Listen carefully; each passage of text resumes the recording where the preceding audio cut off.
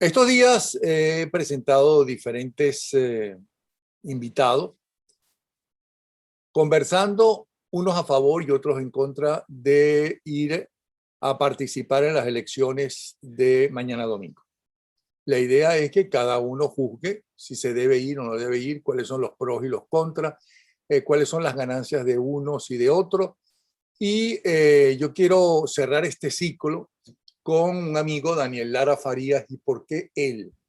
Porque sé que puedo confiar en él de que sea imparcial, ya que él participó durante mucho tiempo en un partido político y sabe los pros y los contras de ir a votar esta vez y nuevamente, ¿no?, en una dictadura. ¿Quién sale ganando? ¿Quién sale perdiendo? ¿Por qué a la dirigencia vota? Le interesa mucho que vayamos a votar. ¿Por qué al régimen también le interesa que vayamos a votar? ¿Por qué hay opositores que dicen que eso es legalizar un poco y quitarle el rostro a la narcodictadura? En fin, vamos a ver qué nos dice Daniel Lara Farías. Daniel, ¿cómo estás? Adelante, te escuchamos. Muy bien, Napoleón. Mira, tú sabes que a mí me parece que de alguna manera se le ha hecho un flaco favor al país cuando se analiza el tema electoral o cuando se analiza eso que van a hacer el domingo con criterio político. Cuando se analiza Venezuela o el régimen chavista con intentando darle lógica política. Son conglomerados criminal. Ahí no hay ninguna valoración política. Lo que hay es la certeza, y este proceso, esta cosa que van a hacer el domingo es una prueba más de que en Venezuela la política se murió.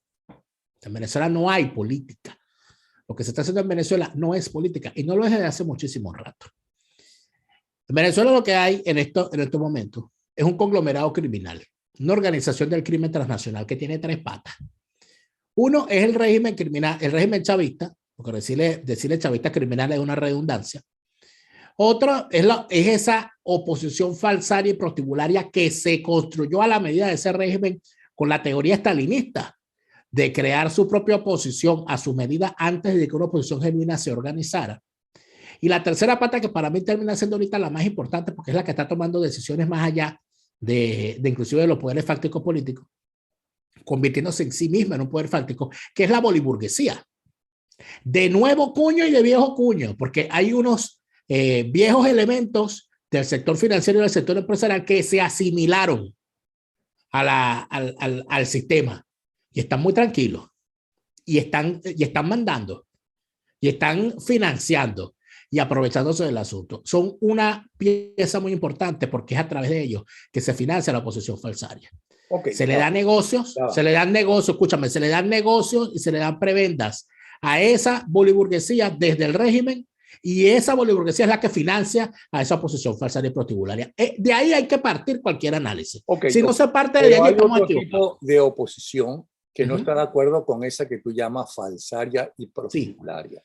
Sí. Y que tiene también sus méritos y tienen también sus errores, como todo ser humano y como toda acción humana.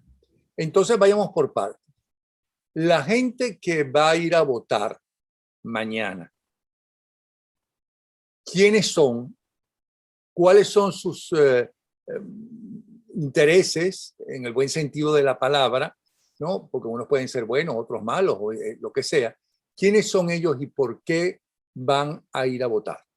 Mira, yo creo que en este momento, luego de haberte dicho lo anterior, la ciudadanía, el venezolano, está en otro juego. Y las razones que tienen para votar o para no votar responden a condiciones netamente personales. Hay una gente que va a ir a votar de buena fe, creyendo que en realidad en Venezuela hay política, entendiendo que además Venezuela es un país electoralista. O sea, el tema en Venezuela somos electoralistas desde el momento en que se vendieron las elecciones como la solución a todos nuestros problemas. Y eso arrancó en el año 45, luego del golpe de Estado que derrocó a Medina. A partir de ese momento, Bueno, para darte un solo ejemplo, en Venezuela no se hacen certámenes de belleza, en Venezuela se eligen reinas. Y es distinto. Es una cosa impresionante. O sea, se hacen elecciones para elegir una reina, para elegir una Miss. Cuando nosotros vemos que en Venezuela es obligatorio votar, cuando en el año 45 se impuso el tema de elegir, de que la gente tiene el derecho a votar, eso no lo pudo echar para atrás ni Pérez Jiménez.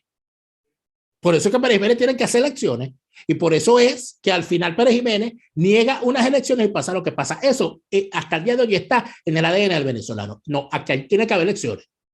Y el chavismo ha comprendido eso. Y por eso es que el chavismo crea elecciones falsas, elecciones fake. La gente de buena fe que considera que la única forma, en su mente, la única forma de cambiar de gobierno, la única forma de que las cosas mejoren es participando en las elecciones. Yo tengo que votar, porque entonces, ¿qué hago? ¿Cómo me voy a abstener? Yo voy y voto, porque ese voto es mío. Esa gente que va de buena fe tiene sus razones. Y a la gente que actúa de buena fe, en todo caso, lo que habría es que mostrarle que lo que están haciendo no va a llevar a ninguna parte. Luego están los que... No, porque fíjate que le dice la dirigencia política que está de acuerdo con participar en estas elecciones. Primero le dice que obviamente el Consejo Nacional Electoral está manipulado por ellos, pero que hay que demostrarle que uno tiene una fuerza, ¿no?, que es el voto, que aunque te roben muchos de esos votos, si son masivos, ¿no?, como es masiva el rechazo al régimen, al narcorrégimen, pues entonces no le queda más remedio, ¿no? Le es mucho más difícil ocultar la trampa. Y entonces, y además que, ok, yo en mi alcaldía o en mi gobernación prefiero tener a alguien que se dice de la oposición y que está en la oposición, o que yo conozco, que es amigo mío, o que ha sido siempre estado en contra del narcorrégimen, aunque no tenga poder y aunque no voy a con eso conseguir ni agua, ni luz, ni nada de eso, porque eso lo maneja o mal maneja el régimen. Entonces, esa gente piensa que sí debe ir a votar, ¿no?, para demostrar su rechazo. Bueno, estar equivocados por una simple sencilla razón. Si partimos del principio de que no hay oposición, sino que hay un conglomerado de gente que ha sido sometida o ha decidido someterse al triste papel de ser la oposición conveniente al régimen, da igual quién gane. Eso es lo que hay que entender. Por lo tanto, además de eso, hay una cosa fundamental en todo esto, que yo no sé por qué se pasa por bola. Se manda para primera sin abanica cuando se analiza todo esto. Hace 2 años, la gente de la empresa Smartmatic dio una rueda de prensa donde confesaron al mundo que sí, que ellos habían construido un sistema electoral para otorgarle los votos al chavismo en función de sus necesidades a nivel nacional. Nadie comenta eso. Y ese es el mismo sistema electoral, el mismo registro electoral permanente. Y dice, no, pero es que ahora hay 2 rectores que son opositores y el registro electoral sigue siendo el mismo. No, pero es que las condiciones y la representación proporcional de la minoría. No sigue siendo el mismo. María Corina Machado nos decía que es muchísimo peor ahora que cuando es Smartmatic. Pero muchos dirigentes políticos pueden pensar, bueno, la única forma que tengo para llegar sin que me persigan por esto a las diferentes comunidades y hacer mitines, ¿okay?, en contra de lo que está pasando, que no tienes agua, que no tienes luz y no sé qué, es justamente participar como candidato. Pero eso sería, pensar de esa manera, sería considerarlos políticos y sería considerarlos opositores reales y no lo son. Allí no hay oposición. El que está participando en esas elecciones no es opositor. El que está participando en esas elecciones aspira a estar dentro del sistema para recibir las prebendas que ese sistema suelta. Y esas prebendas son dinero, y esas prebendas son negocios. Y los ciudadanos se dan cuenta y lo saben, los ciudadanos que están conscientes. Por supuesto que que aquí hay un problema adicional que es la desinformación.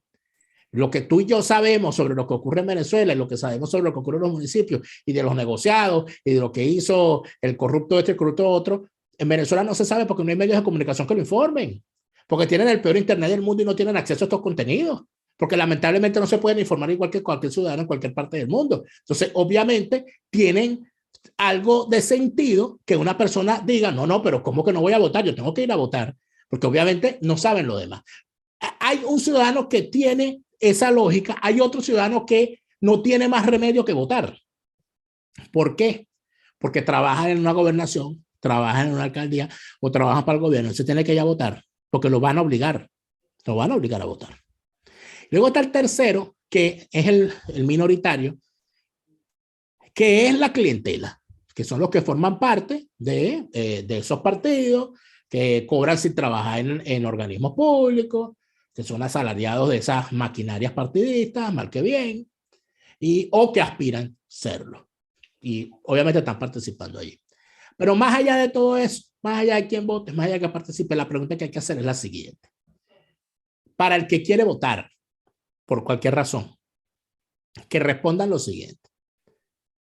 Si su candidato a gobernador gana la gobernación, si su candidato a la alcaldía gana la alcaldía, ¿usted de verdad cree que después de lo visto durante 22 años, lo van a dejar gobernar? Bueno, es que aunque gane un candidato del régimen, no él es el que tiene realmente las decisiones más o menos importantes, y no digamos las importantes, no las decide él. Además de eso, el asunto está, hay un argumento que se utiliza, hay dos argumentos, yo creo que son dos de los argumentos más fuertes que se utilizan.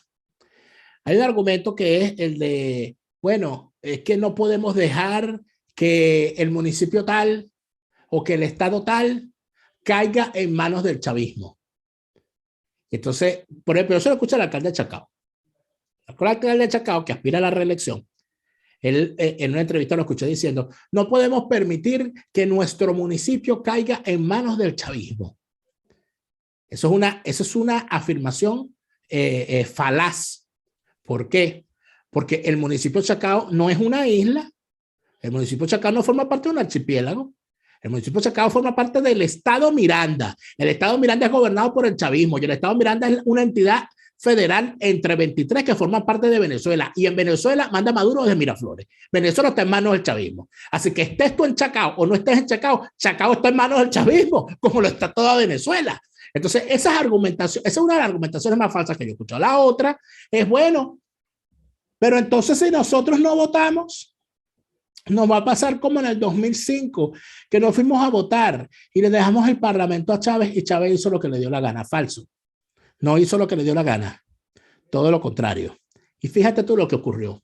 Lo que pasa es que a veces hace falta champú en memoria. En el año 2005 la oposición decidió no participar y la gente no votó. ¿Qué le terminó ocurriendo al chavismo? El chavismo en su reparto, porque esto no son elecciones, son repartos, evidentemente sabía dónde iba a repartir a favor y dónde iba a repartir en contra. ¿Dónde repartía en contra? En los municipios y estados opositores. ¿Dónde repartía a favor? En los municipios y estados que ellos aseguraban que eran chavistas. De tal manera que cuando ellos lanzaban a un chavista para la Asamblea Nacional en el circuito Baruta, Chacao, Latillo, ¿a quién lanzaban ahí? A un pobre loco que sabían que no iba a ganar. Decía, ay, lázalo por ahí, que ese no va a ganar, pero para que por lo menos diga que es candidato. Y así hicieron en todos esos municipios opositores. Cuando la oposición se retira, ese atajo de locos que lanzaron en esos municipios opositores, todos quedaron de diputados. ¿Y qué pasó en el 2005? Bueno, el loco de Ismael García con Podemos tenía una fracción parlamentaria como de 25 locos. El Partido Comunista tuvo la fracción parlamentaria más grande de su historia. El PPT tuvo fracción parlamentaria, el MEP tenía fracción, un poco de partidos regionales, un atajo de locos afiliados al chavismo. Eso fue en el 2005. ¿Cuánto duró eso? Napoleón duró año y medio. En año y medio esa gente se estaba cayendo a cuchilladas. ¿Y qué ocurrió? Se dividieron como en 3 toletes, partieron un sector de la Fuerza Armada con Baduel, el paz de cáncer, que Dios lo tenga donde lo tenga que tener. Se fueron unos gobernadores, Se fueron unos tipos que se asumían como chavistas radicales. Por ejemplo, Luis Tascón. Y empezó esa gran degollina dentro del chavismo, con Chávez vivo y con el barril de petróleo a $120. ¿Qué significa eso? Que al chavismo le hace daño fundamentalmente enfrentarse consigo mismo porque estallan sus controversias internas. Si estuviésemos en una dinámica política y tuviésemos un grupo político real en Venezuela, lo que estaría haciendo es lo que dicen los libritos estos del marxismo. Los tipos no son marxistas todos, hay que tratarlo así. Los libros del marxismo-leninismo profundiza las contradicciones en el bando enemigo. Deberían entonces, que ganen todos los chavitos. Que ganen todos los chavitos en todas partes. Yo les doy, si el chavismo gana todo el país, todos los consejos municipales, todas las alcaldías, todos los consejos legislativos, todas las gobernaciones, mira, yo no le doy 24 horas. En 24 horas comienza la degollina. ¿Por qué? Porque los tipos están en el peor momento. Lo que pasa es que la oposición falsaria hace también su trabajo en desviar la atención, que nosotros no nos hemos dado cuenta de las guerras internas y de las controversias que hay dentro del chavismo. ¿Dónde está Tarek El Aissami? Tarek El Aissami tiene meses desaparecido. Es un tipo que bajó el perfil. ¿Dónde está Néstor Reverol? Ese es otro desaparecido en acción. Acá hay un poco de gente que desapareció, que son mutis, que decidió, dijeron no. Se han ido disolviendo, se disfrazaron, no sé, camaleones, se quedaron como tuqueques en la pared, que no me vean aquí. Y eso nosotros no lo estamos viendo. Si se ahondaran las contradicciones del chavismo, veríamos situaciones en las que sería mucho más fácil verlos con la braga anaranjada y sería mucho más fácil verlos conformando parte de este nuevo cartel de los sapos encabezado por estos bichos que están todos en las manos de la justicia.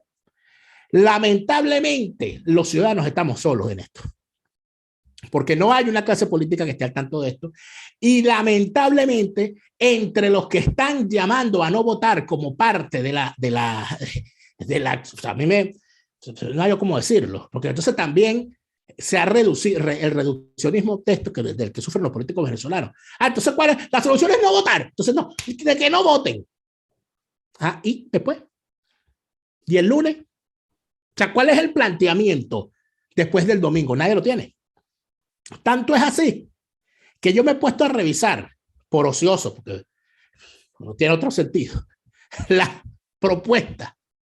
Me he puesto a buscar escudriñado, a buscar las propuestas de los candidatos a las gobernaciones, los programas de gobierno. Bueno, suenan grillos. Ni siquiera se molestan en hacer un programa de gobierno. Ni siquiera se molestan en decir, estas son las 10 medidas que vamos a aplicar los primeros 100 días de gestión. Sino que se burlan de la gente diciendo, vamos a llevar agua por las tuberías. Entonces uno dice, caramba, ¿y quién les quitó el agua por la tubería? El gobierno que tiene 22 años en el poder, que tú representas. Tú se la vas a dar ahora, después de 22 años que se la quitaste. Ahora hay una moda, que es una cosa que yo no sé. Estos tipos se han dado ahora la tarea, es una cosa que se repite en posturas, en posiciones, en postulados del chavismo y de la oposición falsaria, que van a solucionar el problema del agua abriendo pozos. Entonces, vamos a abrir pozos. Entonces lo propone un candidato en Caracas, lo propone un candidato en el sur, lo propone uno en Vargas. Pues. Entonces, bueno, estos tipos quieren perforar el país. Ahora, vamos a abrir pozos. Y la gente los aplaude. Y uno dice, bueno, ¿y cuál es la viabilidad de eso? ¿Dónde está el plan de todo eso? ¿Cómo lo van a hacer? ¿De qué manera lo van a viabilizar? Nada de eso se discute, porque lo que se discute es si votamos o no votamos, si votas por la manito o no votas por la manito, si hay unidad o no hay unidad, si este es bonito, si este es feo, si no, aquel es alacrán, yo no soy alacrán, aunque parezco, no, yo tengo un aguijón, pero eso no tiene ponzoña, el alacrán es aquel. Entonces la discusión se perdió porque no hay política. Aquí lo que hay es un gran carnaval. Y además de eso, no van a decir la verdad, ninguno va a decir la verdad, que es lo más grave en este momento. Porque los medios, en manos del chavismo y en manos de la burguesía, van a ocultar el vacío que va a haber en las calles, porque la gente está pendiente de su vida, no de las elecciones. Y los medios alineados a la línea informativa de estos partidos de la oposición falsaria también van a mentir. ¿Qué le queda a la gente? Ver por sí mismo, asomarse a la ventana y ver los centros electorales, lanzarlo por las redes sociales, los que puedan, y así nos iremos enterando. Lo que es una realidad es que la noche del domingo van a dar unos resultados que son mentiras. Eso está claro. Que no va a ganar ni va a perder nadie. El régimen va a adjudicar. Y punto. Maduro, el domingo gana Maduro. Ok, ya lo sabemos que el domingo pueda ganar Maduro porque evidentemente ellos manejan las elecciones y lo han dicho. El propio del Mazo Dando lo ha dicho. Ok, entonces lo que es muy lamentable es que desde antes inclusive de la llegada de la narcotiranía, la gente va a votar no para que les solucionen los problemas como era antes. Acción Democrática me solucionaba los problemas, pensaba en el campesino, pensaba en el COPEI también, y de hecho con ellos creció como nunca antes la clase media venezolana que venía de la pobreza, ¿ok? Sino que va a votar y lo único que gana es votos, que es poder, por las personas por quienes votan. O sea, no van a votar por un interés que es lo lógico del ciudadano. Yo lo que quiero es votar por alguien que me solucione el problema del agua, el problema de la luz, el problema de conseguir trabajo, el problema de que mi hijo tenga mejor educación o que pueda ir a la escuela. No votan en el fondo por eso, sino votan, y en este caso, peor todavía con la narcodictadura, que la gente está totalmente descontenta, ¿no? Votan o por obligación porque son empleados públicos, cosa que tampoco es nada nuevo, porque eso se denunciaba allá en el año 59, 60 y en adelante, que tenían que llevar las tarjeticas electorales a ver cuáles faltaba. Si faltaba una, quiere decir que había votado por esa. ¿Ok? Sino que votan porque los mejores, más honestos, o como quieras llamarlo, porque voy a votar por mi amigo fulanito de tal, ¿no? Que piensa como yo o dice pensar como yo, y lo prefiero a un chavista grosero o patán o que no me cae bien y demás. Creo que eso es muy grave en cualquier país del mundo. Porque además de eso, porque ausencia política, no hay debate. En Venezuela se dejó de votar, se dejó de creer en el voto como herramienta para cambiar las cosas y solucionar los problemas desde muchísimo antes de la llegada del chavismo. Yo creo que por eso fue que llegó el chavismo al poder. Pero ¿cómo puede demostrar? Porque fíjate, los que dicen que hay que ir a votar, dicen, eso es una forma de demostrar, ¿no?, que la enorme mayoría de los ciudadanos venezolanos están en contra del narcorrégimen, de la dictadura. Eso no es necesario demostrarlo. Eso todo el mundo lo sabe. No hay una mayor demostración que 6 millones de venezolanos fuera del país yéndose a pie. O sea, que si la gente se va a pie de un país no es porque esté de acuerdo con su gobierno, pues si estuviesen de acuerdo se quedaran. O sea, esa argumentación de esa oposición falsaria es simplemente una herramienta de chantaje, porque al final siempre ocurre lo mismo. Cuando la gente de forma masiva sale a darles el apoyo, los tipos traicionan, los tipos se van para mesas de negociación, se van para la mesa de negociación, se van para México, se van para Barbados, Dominicana, se van para donde quiera, entregan la Asamblea Nacional, entregan las alcaldías. Ya todos lo sabemos. Pero por otro lado, dicen que, bueno, ir a votar significa internacionalmente legalizar al régimen, darle una buena imagen, cosa que yo no creo, porque internacionalmente perfectamente saben que es una narcotiranía, que tiene acusaciones en la Corte Penal Internacional, que tiene acusaciones en las Naciones Unidas en la especialidad de los derechos humanos. O sea que saben perfectamente que... Y además, las grandes democracias, empezando por la norteamericana, ha dicho que no creen en esas elecciones. Entonces eso tampoco es verdad. No, todo lo contrario, es completamente cierto, porque si ninguna de estas naciones creen en esas elecciones, cuando unos opositores participan en esas elecciones, automáticamente esas autoridades dejarán de creer que esa es una oposición. De allí la importancia, porque si todo el mundo sabe que esas son unas elecciones fake, ¿qué hace un supuesto opositor participando? Si participa porque tiene intereses en que ese sistema siga funcionando. Por lo tanto, evidentemente, cuando uno ve, si pasaste 2 años diciendo que estabas trabajando por el cese de la usurpación, el gobierno de la transición, las elecciones libres, y aparece este muchacho Guaidó que no podía ver un carro porque se le montaba encima con un parlante, pegaba gritos y todo aquello, y cese de la usurpación, el gobierno de la transición, elecciones libres, y de repente entonces después recoge el parlante, se guardan los carros, se baja de la capota del carro y entonces van para unas elecciones. ¿Qué es esto? Esto es una burla. O sea, ¿qué es lo que evidencia todo esto? Que Maduro tiene el control. Eso es lo que ve la comunidad internacional. Y la comunidad internacional ve, bueno, pero ven acá, estos tipos no eran los que estaban aquí diciendo cese de usurpación. Sí. ¿Y se fueron para la elección de Maduro? Sí. ¿Y dónde están el cese de usurpación? No, no está, se acabó. Entonces, ¿qué piensan los poderes fácticos de eso? Bueno, aquí hay que hablar con Maduro, no con esta oposición, porque Maduro es el que tiene el control. Y se pierden así años de trabajo buscando el apoyo de la comunidad internacional en contra de ese régimen. O sea, lo que pasa es que si tratamos de ver más allá nos damos cuenta del grave daño que se está haciendo. Por eso es que estos tipos son traidores. Y por eso es que el que termina votando termina convalidando unos traidores. Y la gente, de alguna manera, también tiene que tener responsabilidad, porque la culpa no es el ciego, sino el que le da el garrote. Esas lacras están ahí porque la gente ha querido votar por ellos y ha querido confiar en ellos. Y eso es una realidad. O sea, Ramos Alú no está ahí porque lo trajeron los extraterrestres. Ramos Alú está allí porque los que fuimos adecos y los que siguen siendo adecos permitieron que ese señor se apoderara de ese partido. Unos más que otros, pero es la realidad. El señor Capriles está allí después de todas las acusaciones que se ha hecho. En Venezuela es el único país de América Latina donde Odebrecht no hizo nada. Entonces uno se pone a calcular el país fuera de Brasil, donde Odebrecht tenía más obras contratadas, era Venezuela. Y en Venezuela no hay ni una investigación abierta por el caso de Odebrecht. En el resto de Latinoamérica han caído presidentes, han caído gobernadores, han caído diputados. En Venezuela no. Y salió el expresidente de Odebrecht en Venezuela sin que nadie lo obligara, sin una pistola en la cabeza, a hacer una declaración diciendo que él le dio 15 millones de dólares a Enrique Capriles para su campaña del año 2013. Y Enrique Capriles dice que no, él no va a responder esas cosas porque él no cae en provocaciones. No es una provocación, es una acusación, que es distinto. Y lo que te están diciendo es que te pagó una empresa socia del chavismo para tu campaña. Y en esa campaña el chavismo te robó las elecciones. Y tú mandaste a la gente a bailar salsa. 2 más 2 es 4. Entonces nosotros estamos confiando en ese tipo todavía. Hay otro ejemplo. ¿Sabes quién es el representante de la Mesa de la Unidad en el CNE? Juan Carlos Caldera.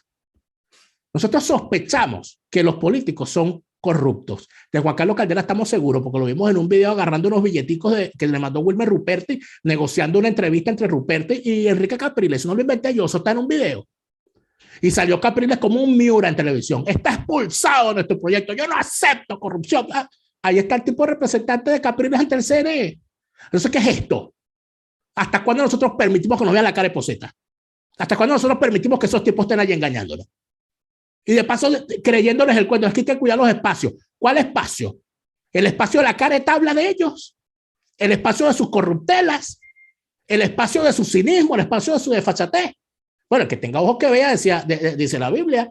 El que tenga oídos que oiga. El que quiera votar, que vote. Pero eso sí, que después no venga con llantén. Porque el gran problema aquí es que el que siga creyendo en esta gente tiene que ir a hacer la cola para apostillar el papel de pendejo que están haciendo. Bueno, Clara Faría, te voy a dejar antes que te dé el patatús de la rechera que te da hablar de ellos. De verdad que muchas gracias nuevamente, ok. Bueno, vamos a ver qué pasa. Bueno, y estamos esperando que nos sigas organizando, ¿no? La historia fabulada, como siempre, nos ayuda. Ahora más que nunca. ¿Cómo? Así es. Ahora más que nunca. Ok.